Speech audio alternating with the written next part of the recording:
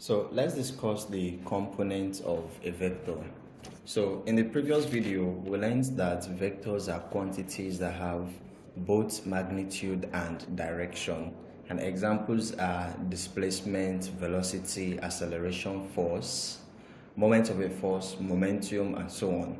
We also learned how to denote the notation of a vector, which means that we either write it in bold or we leave an arrow on top of it, either an arrow or a dash on top of it, and that's how we can tell that something is a particular quantity is a vector.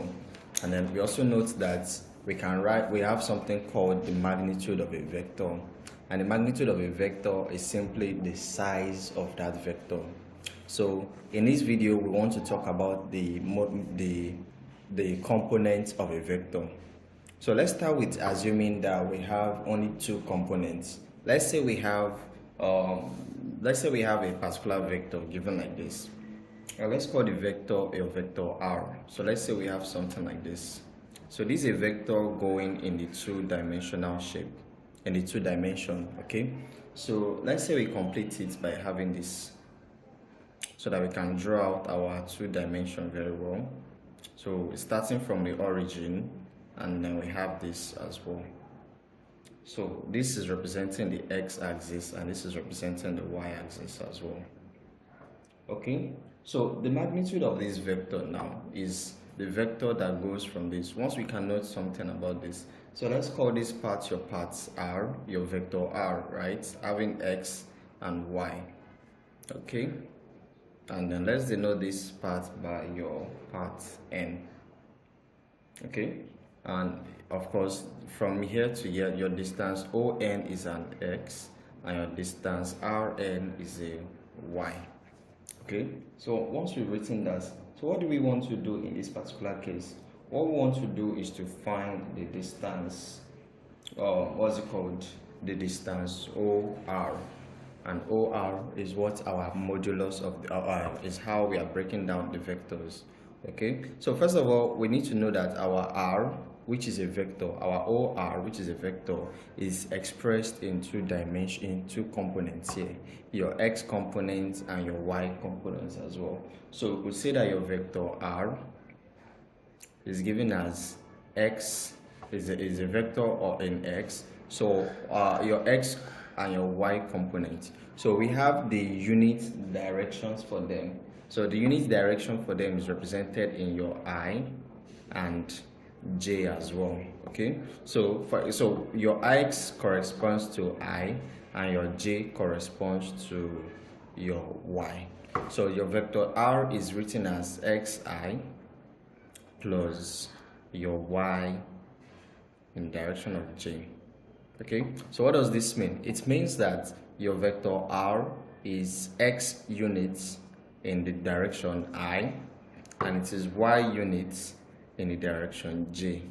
So where your I and J are unit vectors. So they are unit vectors, or we can also call them your unit directions as well. So your vector R is in xi and yj. So your I and j are the components of the vector. Your x and y, rather, your x and y are the components of the vector. We could also have it in three dimensions. So let's say we have something like this now. So let's say we have a vector that we could represent in three dimensions like this. Okay, so in this case we have this as your y, you have this as your x, and we have this as your z, for example. So let's say we have a given vector starting from the origin, is going in that same direction in the three dimension. So of course we know that this is the direction it gives in the y, in the x, this is the direction it gives in the distance, and then it also has this direction in the z component that it needs to have as well. So in the x direction, it is your vector R can be written as R is equals to, it takes x units in the I direction, your y units in the j direction, and your z units in the k direction. So in two dimension, we say that R is in terms of R of X and Y, but in 3 dimensions, your R is in what terms of X, Y, and Z. So that's what we have about the components of a vector. So that's how we have it in the 3 directions that we have. It could be in 2 dimensions as here, or 3 dimensions as we have here. So when we put all those things together, we can now talk about the modulus of a vector again. So like we said here now, the direction of the modulus of a vector. So when we have it in this simple form here, in these 2-dimensional components, your modulus, which is the size of this vector R that we have indeed. Now, if we have X units here and we have Y units here, by following Pythagoras theorem, we could find the size of your vector R, which is your OR. Yeah, O to R. So your vector R is going to be the hypotenuse of the vector. So we could say that that we have your R, that's the modulus of R, which is this now, to be the square root of X squared plus Y squared. Okay, so that's the vector in two dimensions. Your X squared plus Y squared give us the modulus of the vector. So that's when we have it in 2 dimensions, and then when we have it in 3 dimensions, we have the same modulus to be given as the square root of your X squared plus Y squared plus Z squared.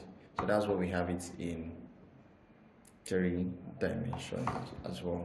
So that's the idea behind it. So when we have a vector, we can express it in 2 dimensions or in 3 dimensions. So in 2 dimensions, we will take the modulus to be X squared plus Y squared there, and then in 3 dimensions, we have it to be X squared plus Y squared plus Z squared. So all you just need to do is look for the one corresponding to I, that's the unit vectors I, J, and K.